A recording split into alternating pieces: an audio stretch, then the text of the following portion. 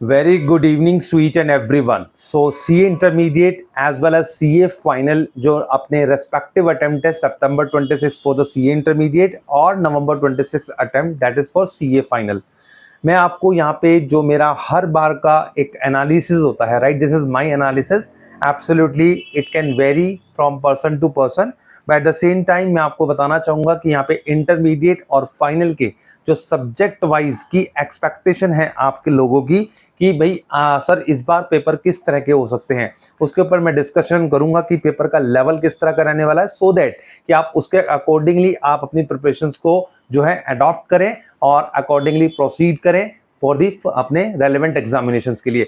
जिन भी स्टूडेंट्स को important question list चाहिए तो मेरे आपको व्हाट्सअप जो है नंबर पे आपको मेरे को टेक्स्ट कर देना है, दैट इज 6397494860. आप उसमें इंपॉर्टेंट क्वेश्चन लिस्ट में एनरोल कर सकते हैं.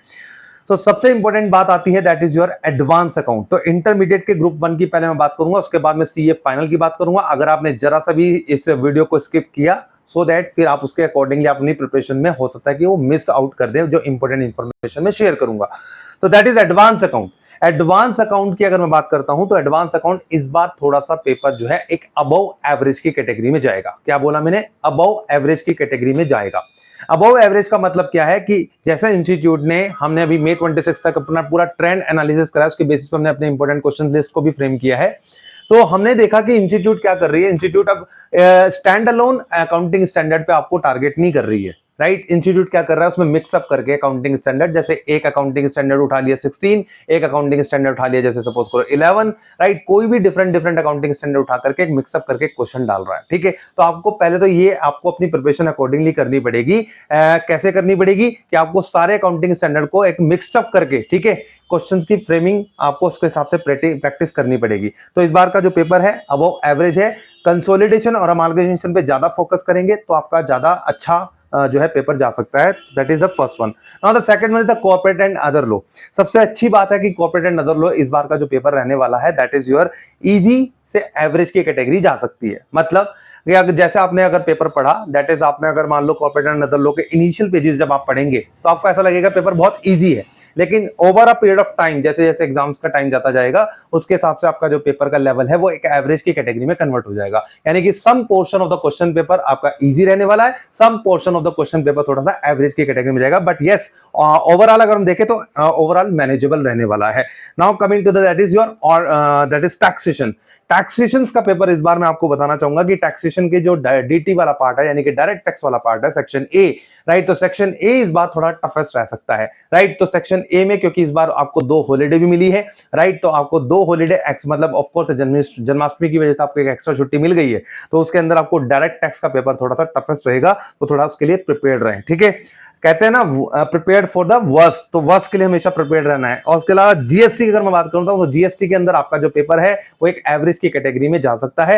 यानी कि डीटी का पोर्शन थोड़ा टफ रहने वाला है और जीएसटी का पोर्शन है वो इजी रहेगा. ऑफ कोर्स है, मतलब इजी से एवरेज की कैटेगरी में जाएगा, ठीक है. तो आपका टैक्सेशन का पेपर बहुत अच्छे से कर लेना है कवर, ठीक है. इंपॉर्टेंट क्वेश्चन लिस्ट भी हमारी इस पे है, आईएमपी लिस्ट हमारा पूरा प्रिपेयर्ड है, आप उसमें भी जा सकते हैं. If I am talking about the CA intermediate group 2, तो सीए इंटरमीडिएट ग्रुप 2 की अगर मैं बात करता हूं तो सीए इंटरमीडिएट ग्रुप 2 के अंदर अगर पहला पेपर देखें तो दैट इज कॉस्टिंग. बेटा कॉस्टिंग इस बार आपको इंस्टीट्यूट टारगेट कर सकता है. क्या बोला मैंने? कॉस्टिंग का पेपर थोड़ा सा टारगेट हो सकता है. और कॉस्टिंग का पेपर इसलिए टारगेट हो सकता है क्योंकि पेपर थोड़ा सा टफेस्ट बनेगा, राइट. टफेस्ट बनेगा. अगर आप इसको जितना जल्दी अडैप्ट कर लेंगे तो that is very good. But MCQ level इसके कॉस्टिंग के थोड़े से हो सकते हैं आपके फेवर में चले जाए, राइट. बाकी पेपर ओवरऑल थोड़ा सा टफेस्ट रह सकता है. अच्छा, ऑडिट की अगर मैं बात करूं तो ऑडिट इस बार आपका एवरेज रहने वाला है. ऑडिट आपका एवरेज इसलिए रहेगा क्योंकि इस बार ऑडिट में इंस्टीट्यूट कोई नया क्वेश्चंस टारगेट नहीं करेगी, मेरी बात को समझने. बट यस, जो क्वेश्चंस होंगे ऑडिट के आपको ऐसा लगेगा कि थोड़ा सा नया क्वेश्चंस है, बट यस आप अगर उसको थोड़ा सा कॉन्सेप्ट जो आप पढ़ के आए होंगे उसको अगर आप उसके अंदर कॉन्सेप्ट को अप्लाई करेंगे तो आपका आंसर आराम से आ जाएगा. आप उसको अच्छे से फ्रेम करके आना है. इस बार जो है फाइट जो है वो लिखने की है, यानी कि आपकी फ्रेमिंग ऑफ द आंसर, आप आंसर को कैसे लिखते हैं उसी की लड़ाई है. तो वो आपको अच्छे से करके आना है. दैट इज ऑडिट आपका एवरेज. और लास्ट है आपका एफएम पोर्शन और एसएम पोर्शन. एफएम आपका इजी है, मतलब इजी टू एवरेज है, एक मॉडरेट की कैटेगरी में एफएम रहेगा. और लास्ट जो है अपना स्ट्रेटेजिक मैनेजमेंट. स्ट्रेटेजिक मैनेजमेंट में थोड़ा सा इंस्टीट्यूट ध्यान रखना, अनटच टॉपिक को ज्यादा टेस्ट कर सकती है जो अभी तक इंस्टीट्यूट ने कवर अप नहीं करे हैं. यानी कि जो ट्रेंड है इंस्टीट्यूट का हो सकता है इस बार ब्रेक हो जाए, राइट. ऑफ कोर्स है, अनटच टॉपिक को ज्यादा इंस्टीट्यूट कवर अप करे तो वो आपको ध्यान रखना है. Now coming to the CA final. So CA final group 1 की अगर मैं बात करता हूं, दैट इज एफआर, एएफएम और ऑडिट। तो एफआर के अंदर अगर मैं बात करूं तो एवरेज एवरेज एवरेज, एफआर का पेपर एक एवरेज की कैटेगरी में है। एफआर में आपको नए क्वेश्चंस आपको नहीं मिलेंगे, आपको बिल्कुल एक एवरेज पेपर मिलेगा एफआर का। आप उसके जोन में होंगे, आपके कंट्रोल में रहेगा, आपके फेवर में रहेगा पेपर, अच्छा पेपर जाने वाला है। इसके बाद रहे AFM.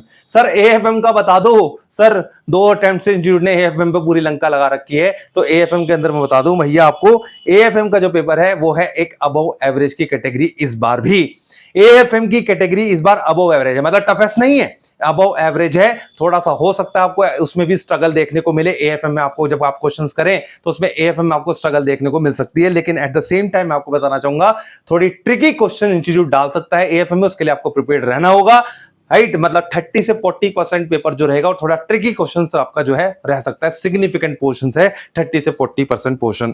Now coming to the audit. तो ऑडिट का पेपर थोड़ा सा बेटा एवरेज रहेगा, मतलब टेक्निकली पेपर रहेगा जरूर, पेपर थोड़ा टेक्निकली हमेशा होता है ऑडिट का, लेकिन एक एवरेज की कैटेगरी में रहने वाला है। If I am talking about the group 2, तो ग्रुप 2 के लिए बेटा ध्यान रखना डीटी, आईडीटी और आईबीएस। तो डीटी के लिए मैं आपको बताना चाहूंगा, डीटी जो है बेटा वो एक अबव एवरेज की कैटेगरी है। इस बार का जो डीटी का पेपर है वो अबव एवरेज की कैटेगरी है, उसको आपको ध्यान रखना है। इसके अलावा अगर मैं आईडीटी की बात करूं तो आईडीटी आपका इजी से एवरेज की तरफ होगा, मतलब आईडीटी में आप अच्छा स्कोर कर सकते हैं, डीटी में थोड़ा स्ट्रगल रहेगा।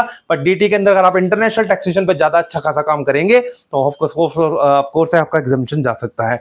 बट बेटा मैं आपको कुछ ज्यादा तो नहीं कुछ कह सकता, लेकिन आईबीएस में मैं आपको गारंटी देना हूं, आईबीएस में इस बार थोड़ा सा इंस्टीट्यूट बेटा संभल के रहना। आईबीएस इस बार आपका थोड़ा हार्ड रह सकता है, आईबीएस का पेपर थोड़ा स्ट्रगल रहेगा, आईबीएस थोड़ा हार्ड रह सकता है, क्योंकि इंस्टीट्यूट हो सकता है कि लास्ट टाइम फेज के अंदर आपको टेस्ट करना चाह रही हो, क्योंकि आने वाले टाइम में कुछ नया सिलेबस होगा तो आईबीएस रिमूव हो सकता है। बट आईबीएस के लिए बेटा आपको प्रिपेयर्ड रहना पड़ेगा। वीडियो अच्छी लगे तो प्लीज लाइक करना, शेयर कर देना और चैनल को सब्सक्राइब करके बेल आइकन प्रेस कर देना। कमेंट सेक्शन में जरूर बताना कि सर डीएम आप मेरे को व्हाट्सअप कर सकते हैं, मतलब अगर आप आईएमपी लिस्ट में एनरोल हैं, करना चाहते हैं और अपना एग्जाम्स को सेव करना चाहते हैं, definitely you can do the practice for the same with the conceptual clarity, you will get succeed with the flying colors. Thanks a lot. Thanks for you. God bless all of you.